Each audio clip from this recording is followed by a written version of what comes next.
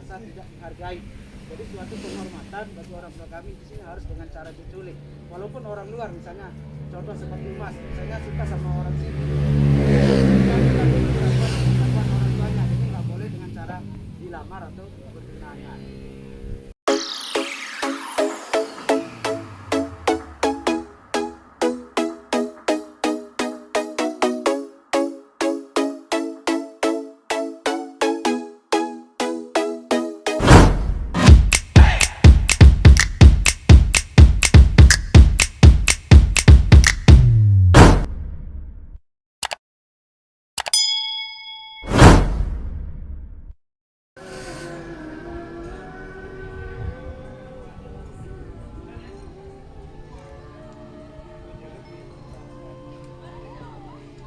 Generasi yang paling tua hingga saat ini, adat, budaya, dan tradisi kami masih kental dan masih kami pertahankan. Jadi nama kampung kami ini Sade, menurut dari orang tua kami artinya obat. Kalau jumlah rumah ada 150, begitu juga jumlah kepala keluarga. Dan kami yang tinggal kurang lebih ada 800 orang di kampung ini. Tapi kami satu keluarga yang 800 orang ini masih satu garis keturunan. Jadi kami kalau menikah dominan menikahnya dengan sepupu nisan, masih dengan kerabat sendiri. Jadi sejauh ini kami belum ada yang menikah dengan gadis di luar. Jadi karena kalau nikah dengan orang luar ini biasanya mahalnya besar, karena ada istilahnya saling tagih menagih kalau sama orang luar. Jadi bisa kami diminta hewan sapi atau kerbau sebagai mahalnya kita mengambil gadis di luar. Tapi kalau sama sepupu nisan bayar mahalnya kami masih pakai sistem aji krame namanya. Jadi aji krame ini berupa kain. Ya, jadi satu dua keris dan kain itu sebagai sistem pembayaran kami. Dan adatnya juga di Lombok ini kalau menikah tidak cara dilamar, jadi nggak ada istilah bertunangan. Jadi adatnya kami masih kental dengan kawin lari. Jadi kawin lari atau kawin culik. Nah, jadi kalau yang kawin culik mungkin hanya berlaku di kampung kami ini saja, karena kawin culik ini ada unsur paksaan, jadi perempuannya nggak suka gitu. Nah, kalau yang kawin lari kami sebelumnya sudah pacaran, jadi sudah suka sama suka gitu. Tapi ketika kami mau menikah, kami harus melarikan anak gadis ini tanpa sepengetahuan orang tuanya. Jadi ketika kami bawa lari, kalau kami ketahuan oleh orang tua yang perempuan ini bisa gagal. Jadi yang lakinya bisa dikenakan sanksi adat gitu.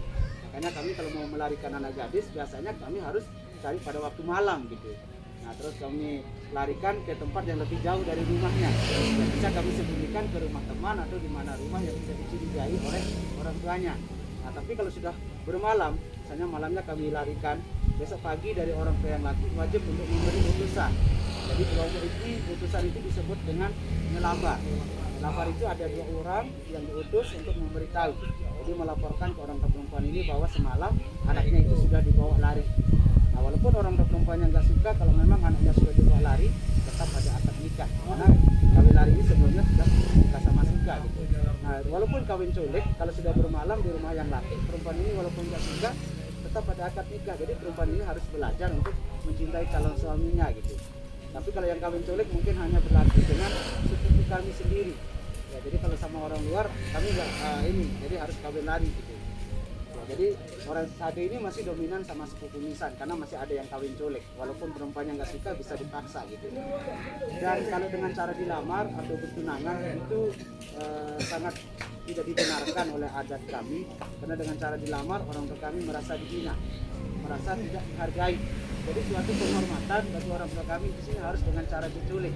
Walaupun orang luar misalnya, contoh seperti Mas, misalnya suka sama orang sini, pengakuan orang tuanya, ini nggak boleh dengan cara dilamar atau bertunangan. Dan kalau mata pencarian kami yang tinggal di sini bertani, tapi bertani padi. Kalau panen cuma sekali setahun, karena daerah kami di sini sangat kering yang Lombok Tengah bagian selatan ini. Ya, beda dengan Lombok Barat karena di sana banyak irigasi, jadi mereka bisa panen tidak seperti kami, tapi kami hanya di sini mengandalkan air hujan. Jadi setiap musim hujan kami mulai tanam, bukan setahun panennya. Jadi hasil panen tidak kami jual, kami jual di tempat sehari-hari. Tapi kami kerja sampingan tenun. Dan di sini kalau anak perempuan paling tidak umur 10 tahun sudah belajar tenun.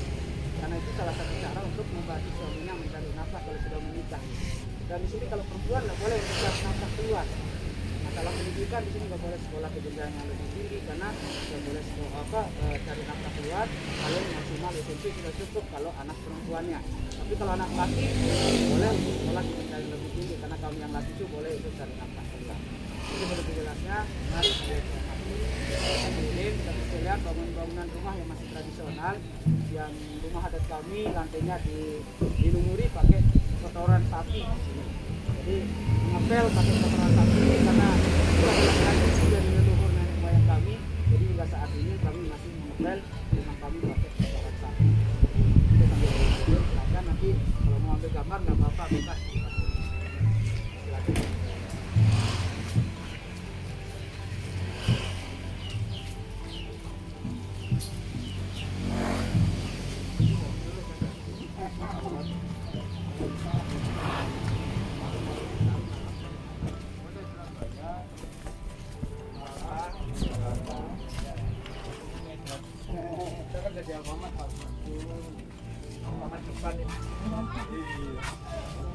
Oke, jadi kampung tani ini Mas ya, dari tahun 1975 sudah mulai dikunjungi oleh wisatawan lokal maupun wisatawan asing.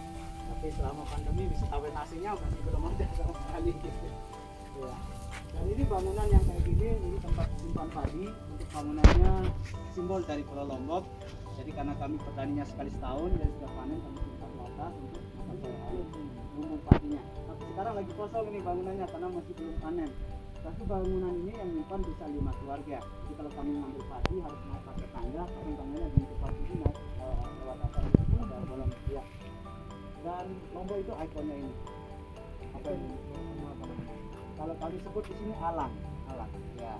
Jadi kalau bangunan rumahnya seperti ini bentuk bangunan. Itu kita bisa lihat. Betul, saya bisa bantu ini kalau mau foto bersama, foto bareng. Nanti sekali ambil di tumbuk. Di tumbuk. Ya. Mungkin foto bersama dulu. Foto satu dulu, Pak. Oh, mau sendiri dulu, mau sendiri.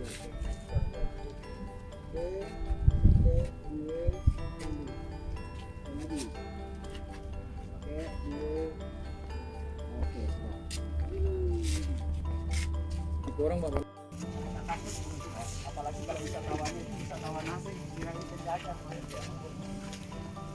tahun 19 yang mirip di dalam gitu ya.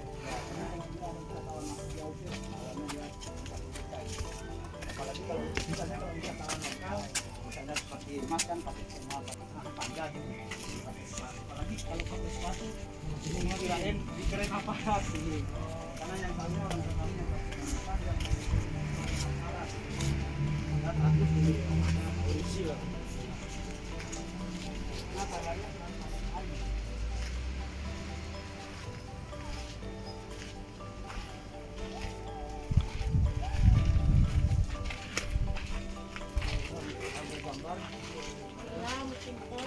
kalau akar ini tahan 8 tahun.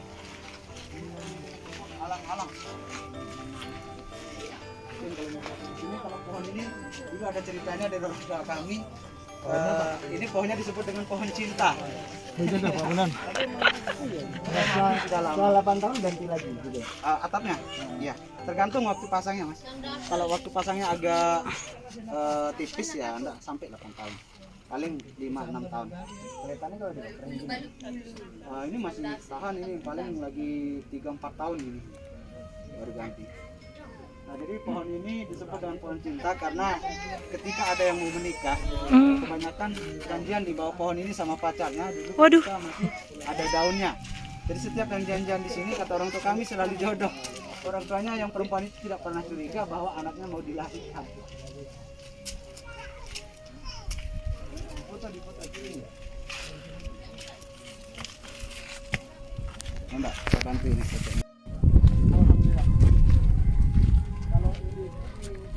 Sebagai aset wisata sama area ITDC, jadi dikelola oleh ITDC dan orang yang tinggal di situ tidak begitu banyak gitu karena kalau nggak salah 20.000 rumah yang dibangun oleh pemerintah. Jadi proses memang bangunan rumah. Nah kalau kampung tadi itu walaupun kami nggak ada wisatawan yang berkunjung, memang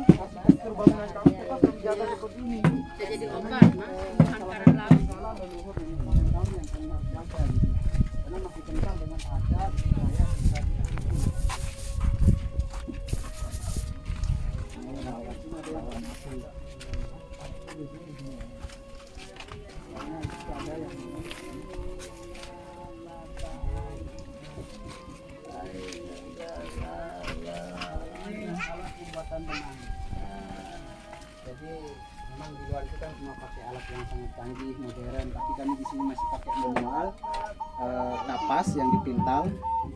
Jadi bentuk buah kapas kayak gini. Biasa nanam kapas itu di bukit. Ya. Jadi itu buahnya itu, Pak. Ya. Kalau ini kayak kapuk randu sih. Tapi kalau sudah tua memang seperti ini, dia memang yang diambil, yang dipetik itu yang sudah pecah di pohonnya. Pohonnya paling segini tingginya. Beda dengan kapas itu, Mas. Beda kalau kapuk randu ya. Nah, kalau sama randu. Beda kalau kapuk randu itu bentuk buahnya panjang. Ada isinya itu ya. ya. Dan pohonnya juga tinggi gitu. Nah. Bijinya beda, Mas. Kalau dari randu, nah kayak gini kalau kapas. Oh, yang dipakai ini ya. Nah, kalau ini dibuka, ada biji. Dia tarik kapasnya itu, jadi nanti benang dia keluar. Oh, Nah, kayak gini.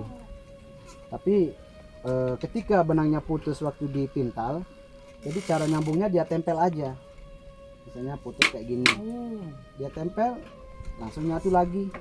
Ukurannya segitu semua, Pak ya? Iya. Nanti Enggak, ada yang besar, ada yang tebal, ada yang tipis. yang sudah jadi bentuknya seperti ini. Ini hasil benangnya. Nanti warnanya pakai bahan natural. Ya, jadi kalau memang orang Sade ini sering sih beli benang yang di luar juga, yang benang kilat biasanya beli juga gitu. Yang penting jadi Iya. Berarti kalau seperti ini kayak gini ya, Ya. prosesnya. Cuman benang keemasan itu yang dibeli, yang benang-benang mengkilat. Dan di sini kalau anak dedare harus bisa, paling enggak dia mintal atau bikin kain. Kalau nggak bisa, Di sini kalau anak perempuannya nggak bisa nenun, nggak sini- boleh nikah katanya. jadi memang agak ragu sih menikah, Iya. karena selalu diomongin gitu. Iya. Ada Akhirnya yang belajar belum, ya. Iya, akhirnya. jadi ada yang belum bisa nenun terus menikah gitu, selalu diomongin gitu. Oh, gitu. Ya, kalau belum bisa tenun sudah menikah, jadi Bibir. iya, jadi ini malah dia akan ini merasa nggak enak gitu. Makanya kalau anak perempuan itu kalau umur sudah 10 tahun, dia pasti diajar di ini sama orang tuanya gitu. Belajar dari umur 10 tahun. Nah, sekarang memang pendidikan alhamdulillah sudah pada sekolah semua sih anak-anak Sade ini, cuman kalau perempuan jarang yang sampai SMA gitu. Paling SMP sudah kebanyakan sudah cukup gitu. Tapi alhamdulillah ada yang sampai SMA sekarang. Jadi umur nikahnya juga ada yang sudah 18 tahun gitu, habis SMA nikah. Tapi kebanyakan umur nikahnya umur 15. Nikahnya itu ya umur 15-16 tahun perempuan itu sudah diculik, apalagi ceweknya agak cantik. Karena sepupunya itu takut keduluan oleh sepupu yang lain, bisa dia culik walaupun dia nggak suka gitu. Secara adat tuh nikahnya. Iya, secara adat. Memang kalau di hukum dari pemerintah memang itu bisa di bawah umur gitu, Mas. Tapi karena di sini kebanyakan dominannya juga masih menikah muda, ya harus umur 15. Besok kalau sudah umur 17 mungkin maksimal dari pemerintah baru bikin ini Aturan baru lagi. iya. Seperti saya sampai sekarang ini belum punya buku nikah, karena umur saya dulu umur 17 nikahnya, yang istri saya umur 15 tahun, jadi sampai sekarang belum punya buku nikah walaupun sudah punya anak 2 gitu, Mas. Motif yang simpel aja, karena lagi musim hujan, masih banyak aktivitas ke sawah. Kalau bikin kain yang songket itu lama, bisa satu kain bisa selesai 1 bulan. Tapi kalau motif yang kayak gini kan karena nggak rumit, motifnya paling 1 minggu sudah selesai, Mbak, bikin kainnya. Ya, jadi mereka jual kain tenunnya ini juga nggak pajang keluar, mereka hanya jual di kampungnya, hanya mengharap wisatawan yang masuk. Jadi misalnya ketika ada wisatawan yang berminat dengan kainnya ini, mereka menjualnya itu senangnya saling tawar menawar. Jadi tidak ada patok harga gitu. Karena dengan cara ditawar, mereka senang, merasa dihargai hasil tenunnya. Kalau ada yang minat. Kalau mau lihat silakan, barangkali ada minat untuk kenangan kain, mungkin outer yang sudah jadi tinggal pakai. Ayo Mbak, kalau mau mencoba nggak apa-apa.